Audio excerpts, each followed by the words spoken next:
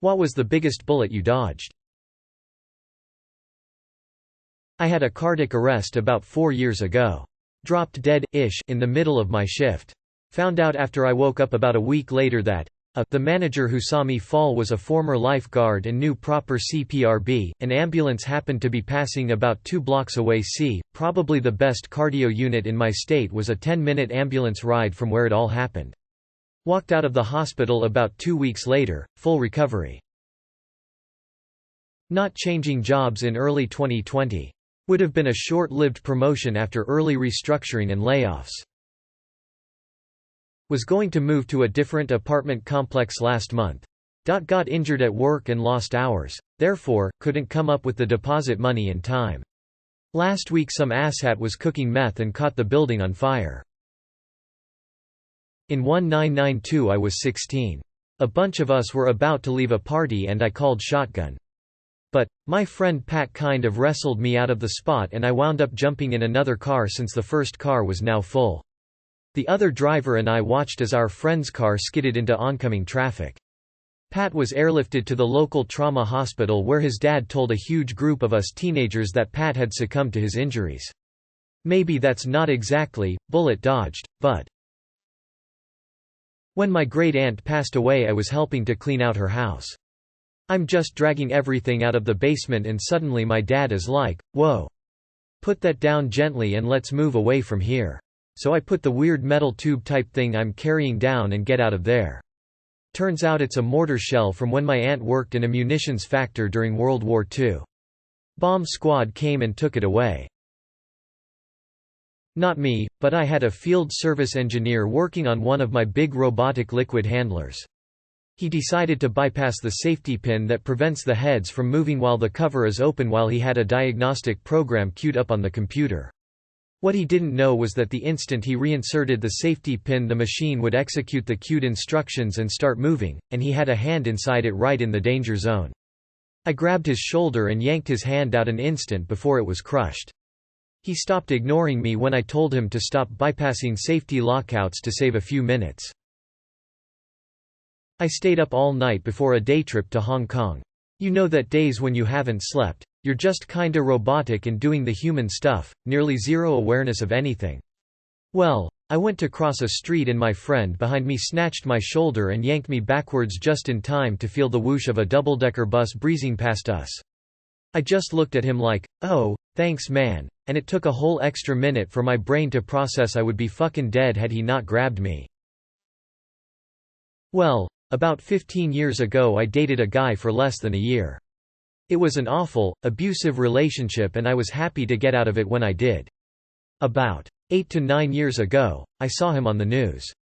He strangled his girlfriend to death. He then dismembered her and lived with her body for a month or so before he was caught. Went to kill myself by putting a plastic bag over my head and tying it off. Figured it would be less messy to be found.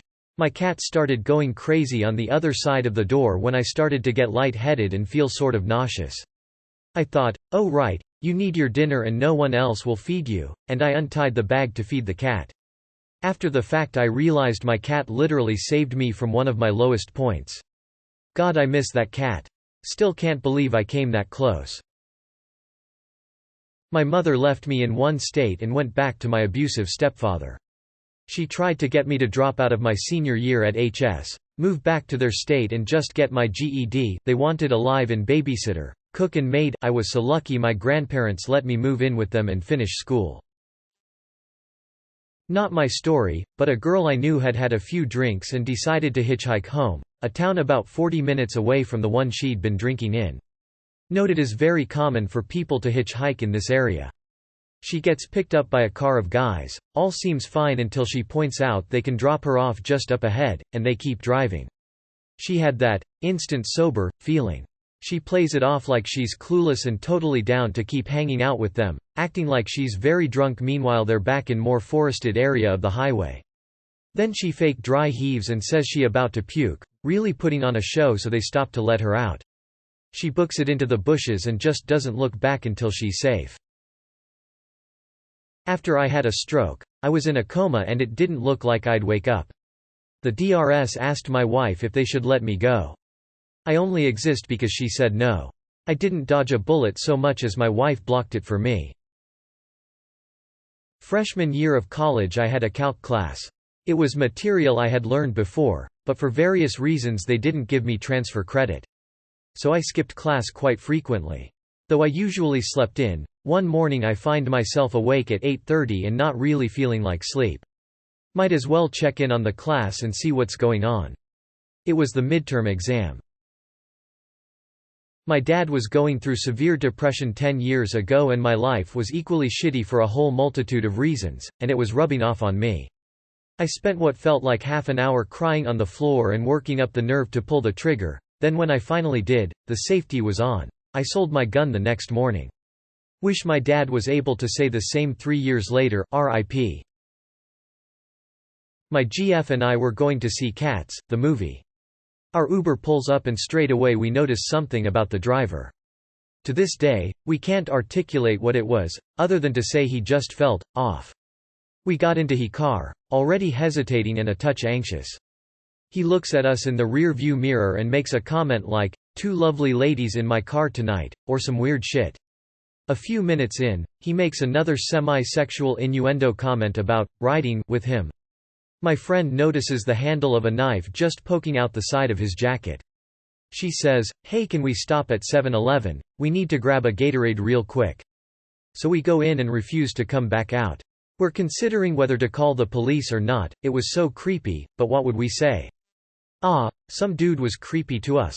And while we're hesitating, he winds down his window, brandishes this fucking hunting knife at both of us, screams something about devil women and then just tears it out the parking lot. To this day, my GF and I are so thankful that we got out of that Uber. Otherwise we would have made it to the movies in time and we would have seen Cats. I was walking down the street in downtown Chicago and I heard a loud bang followed by a woman screaming. Somebody dropped a full 2-liter bottle of soda from the 13th floor and it just missed me. It was essentially a giant bullet at that height and speed. The woman screaming was about 5 feet behind me, she was the second closest to being hit. I'm pretty sure that bottle would have killed me if it hit me. When I was in middle school I wanted to buy a fedora, but none could fit my head. About 10 years ago, I was in a relationship with someone, and she became pregnant.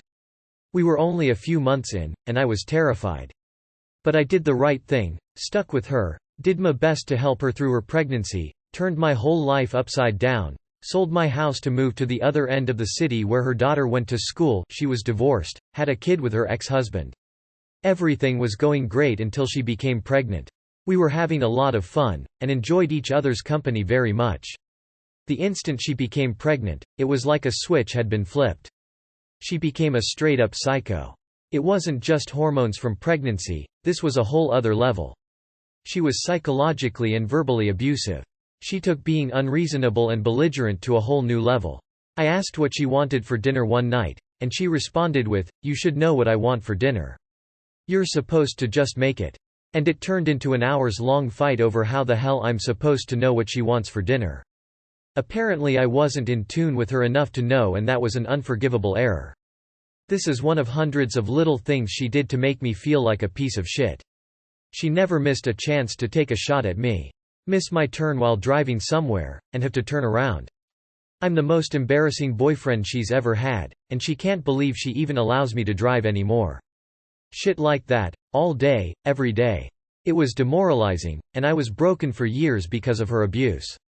Anyway, we move into the new house, and within a month, she leaves me. So all this shit I did to turn my life upside down. I sold a house and bought a new one, which costs a lot of money in real estate fees, moving fees, and it was a more expensive home. Worse than that, I now had to deal with this fucking psycho for the next 18 years because she was carrying my baby. On top of all this, she had been cheating on me, and was with her ex-BF now. That's who she was moving in with. But I was going to be a dad, which was cool I guess. Wished it was under different circumstances, but not having to see her every day was going to be nice. About a week before she gave birth, I ask if it's okay if I'm there when the child is born. She says, "I really need other guy to be there." I'm okay with that if he is. I gotta tell you something. There's a chance it's not your baby. And after fighting with her for 3 months to get the baby's blood type, it was inconclusive whose baby it was. So we went to the DNA test. Which she fought against me about, finally caving after I laid out in text everything she had done to me, and now she was leaving this question of whether or not I have a child unanswered. It wasn't my baby. Bullet dodged. This was an enormous relief. Having to deal with her for 18 years while we co-raised a child would have been a nightmare. I had witnessed how she handled literally every communication with her ex-husband, ****, not ****, the same guy she cheated on me with and moved in with. She was a fucking cunt to him.